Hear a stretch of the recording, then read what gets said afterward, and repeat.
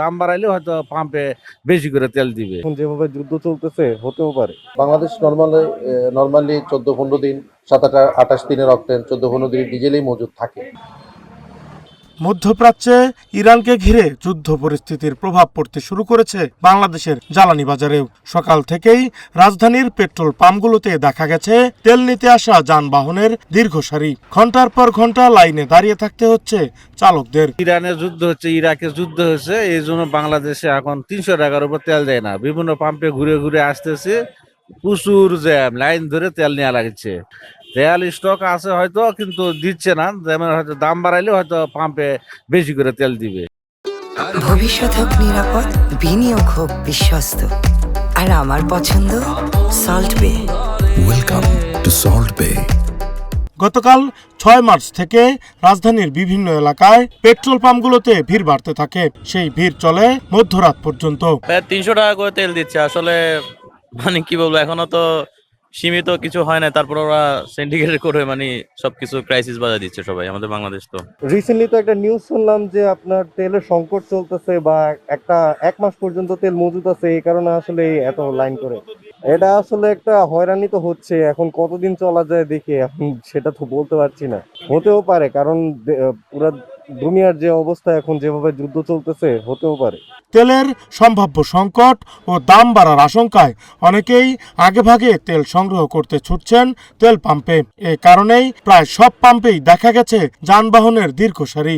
তেল নিতে অনেক চালককেই অপেক্ষা করতে হচ্ছে 1 থেকে 2 ঘন্টা পর্যন্ত। এতে ভোগান্তিতে পড়ছেন চালক ও যাত্রীরা। দাঁড়ায় আছি প্রায় 2.5 ঘন্টা। হ্যাঁ, লাইনে দাঁড়িয়েও অনেকবার গাড়ি স্টার্ট করতে হচ্ছে, প্লাস 2-3 ঘন্টা ধরে প্রায় 20-30 বার স্টার্ট করছি, তাতে প্রায় 1-1.5 লিটার তেল এখানেই শেষ হয়ে গেছে। এখন আমরা তো শুনতেছি যুদ্ধ, এর বেশি কিছু তো আর জানি না। পাম্প মালিকরা বলছেন, সরবরাহ স্বাভাবিক থাকলেও যুদ্ধ পরিস্থিতির কারণে আতঙ্কে অনেকেই একসাথে তেল নিতে আসছেন। ফলে হঠাৎ করেই চাপ বেড়ে গেছে পাম্পগুলোতে। সবাই তেলের সংকট বলছে, আমরা তেলের সংকট বলছি না। তেলের সংকটটা আমরা কনজিউমাররা তৈরি করছি। এখন দেখছেন আপনি কোনো ফিলিং স্টেশনে এরকম সারি এসকিউ যতটুকু দেখা যাচ্ছে, এক ফিলিং স্টেশনে 400-500 গাড়ি পর্যন্ত সিরিয়াল দিয়ে তেল নিচ্ছে। তো মানুষের মধ্যে যে একটা ফ্যানিক তৈরি হয়েছে, এই কারণেই আমাদের সংকটটা, আমরা নিজেরাই সংকটটা তৈরি করতেছি। সরকার থেকে এখনো বলা হয় নাই যে জ্বালানি তেলের সংকট আছে। একদিকে তেল নিতে যানবাহনের দীর্ঘ সারি, অন্যদিকে বিস্ফোরক তথ্য দিচ্ছেন এই তেল বিক্রেতা। বাসায় তেল নিয়ে যাচ্ছে, গাড়িতে করে তেল নিয়ে যাচ্ছে, বাসায় যায় তেল খুলে গ্যালানে রেখে আবার এসে তেল নিতেছে। অকটেন খুলে রাখলে আপনি যে কোনো সময় বিস্ফোরণ হবে। অকটেন একটা বোমা। বিক্রেতারা বলছেন, সরকারের পক্ষ থেকে জ্বালানি তেলের পর্যাপ্ত মজুত রয়েছে বলে জানানো হয়েছে এবং সরবরাহ স্বাভাবিক রাখতে প্রয়োজনীয় ব্যবস্থাও নেওয়া হচ্ছে।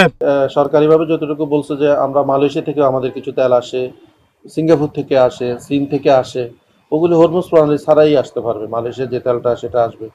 সংযুক্ত আরব আমিরাত, কাতার, কুয়েত, বাহরাইন, সৌদি আরব, ওই তেলগুলি আসলে হয়তো হরমুজ প্রণালী আসতে হয়।